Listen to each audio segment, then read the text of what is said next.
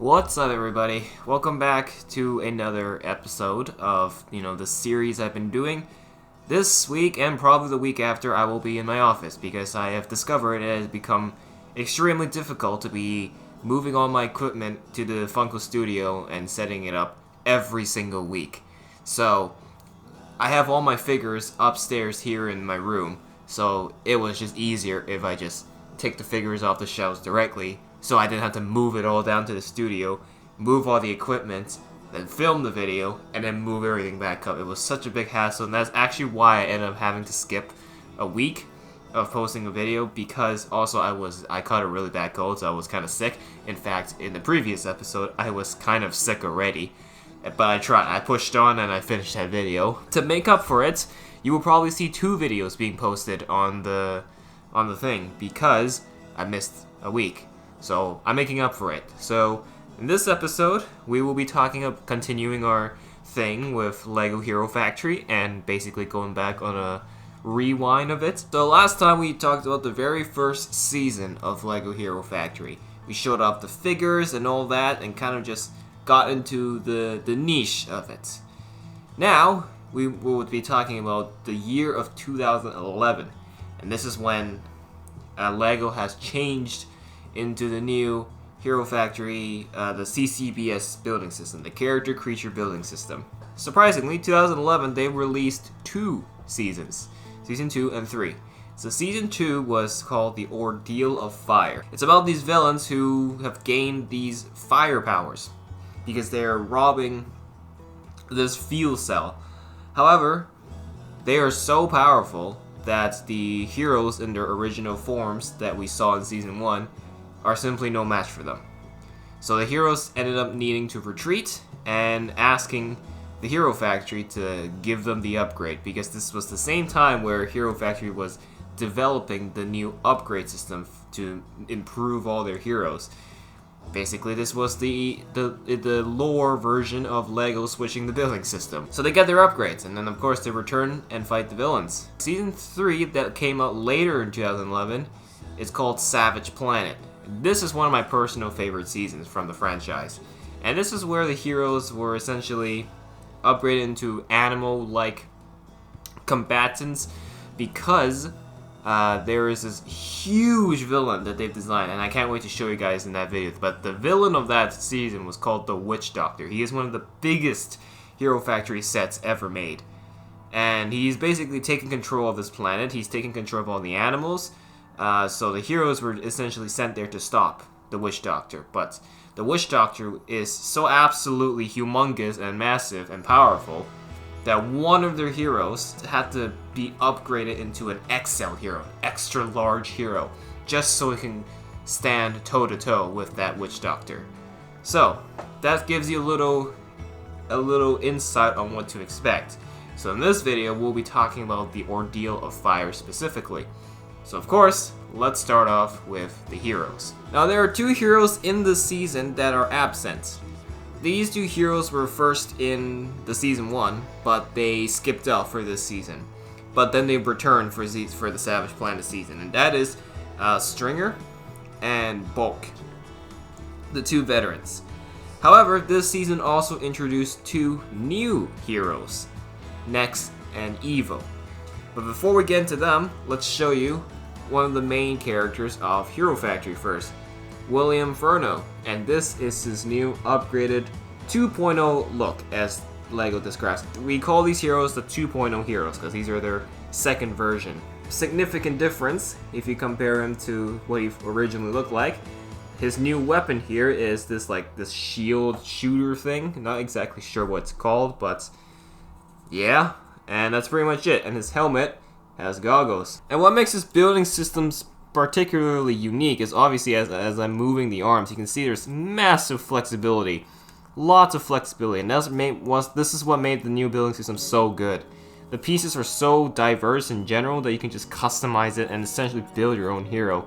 That's what I appreciate about it. And then of course we have the Alpha Team leader himself, Preston Stormer. This one, I'm going to be honest, not my favorite design from this character. because he's got this weird tube thing that's just hanging out from the side and connecting into this spear ice shooting thing. As you can see, they're all ice-based shooters because the villains they're facing are fire villains. So, I'm not exactly sure how I feel about this, but he's okay, I guess. Not the best looking, but he's okay. He's okay. And I guess for the helmet, he's also got this, like, thermal vision thing, which also I find it a little bit odd, but it is what it is, so, it is what it is. So, he is a little bit taller than the other heroes, because the leg piece I use is a little longer, so, yeah, Stormer 2.0. And then we have, Surge, which is, of course, the blue character. He's kind of gotten into the white color scheme as well as the green color scheme as well. So he's kind of got a new mix. So his weapon here is actually one of my favorites. It's like this ice pistol thing. It's like this, it actually looks like an actual gun, which is not bad. And obviously, I've kind of explained, if you watched the previous video, you'll know the significance of this character and how it relates to my origin. Every single hero has this special armor plate piece, which is essentially their badge, which is their ID, which identifies what this character is. So as you can see on this armor piece, if the camera can actually pick it up, it says Surge 2.0 right there. So very nice. And then we have the female character, Breeze. She's a little bit more unique because she has this dual weapon thing, kind of like saw, daggers, call it what you will, but she's gonna be based off more of a close combat type of character.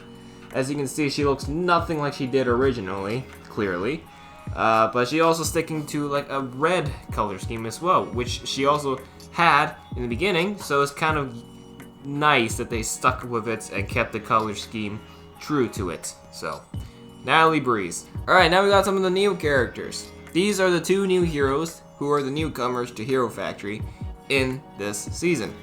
These are Evil and Nex.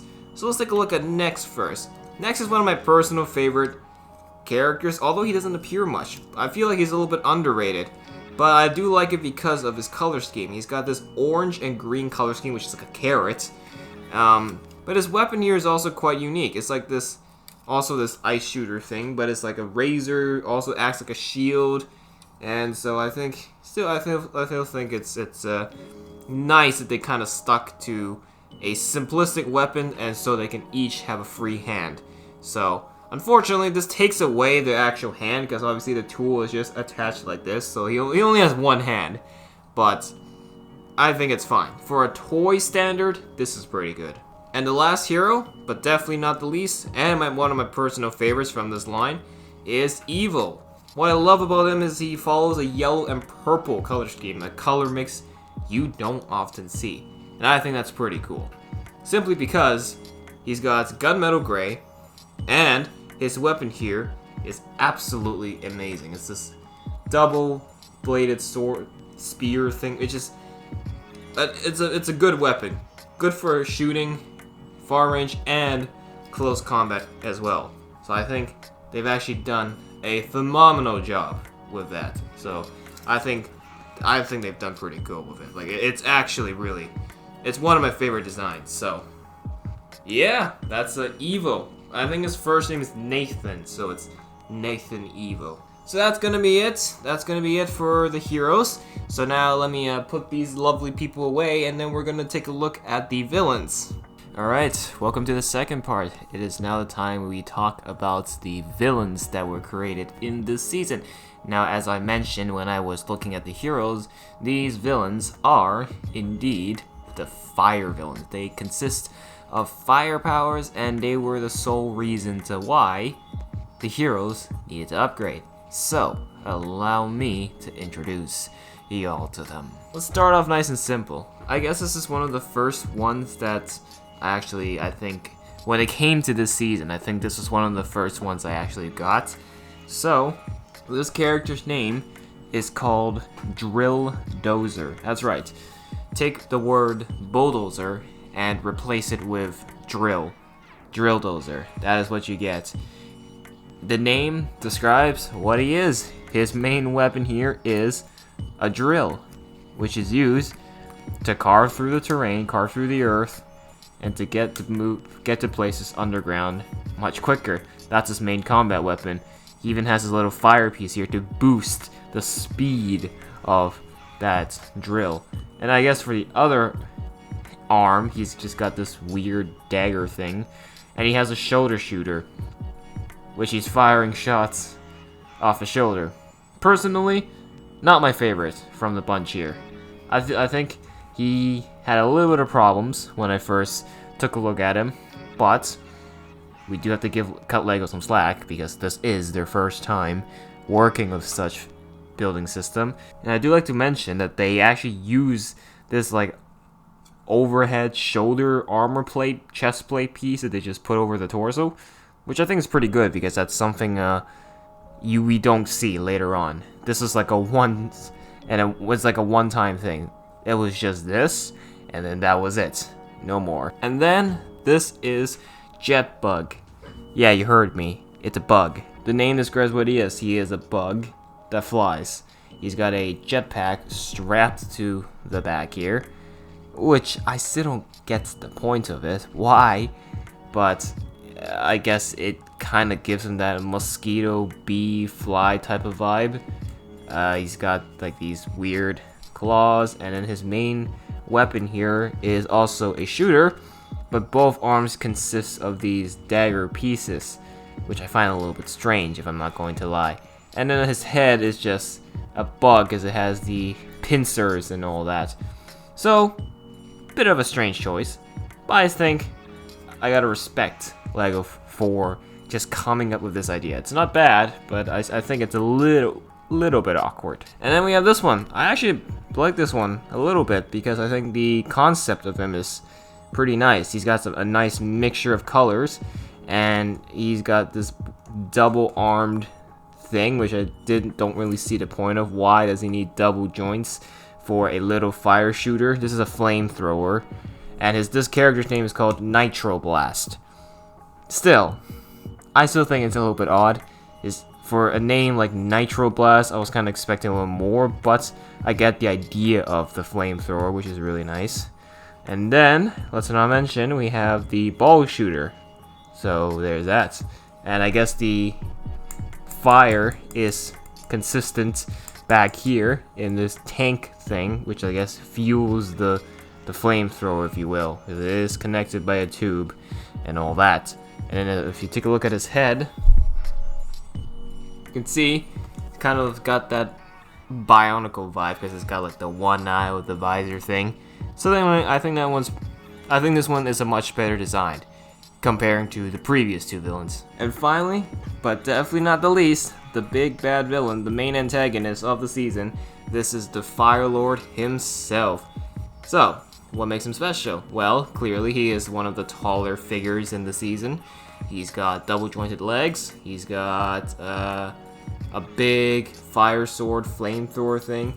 And he's got a shooter on the other hand. And, let's not forget, he also has the jetpack. So, that is why he is the main antagonist. Because you know they are the main antagonist when they are the biggest villains and they consist of most pieces. That is literally the sign. So I think it's quite neat that they kind of, for the main villain, just did the best they can to make a integrated, great design of what a Fire Lord, I guess, is supposed to be.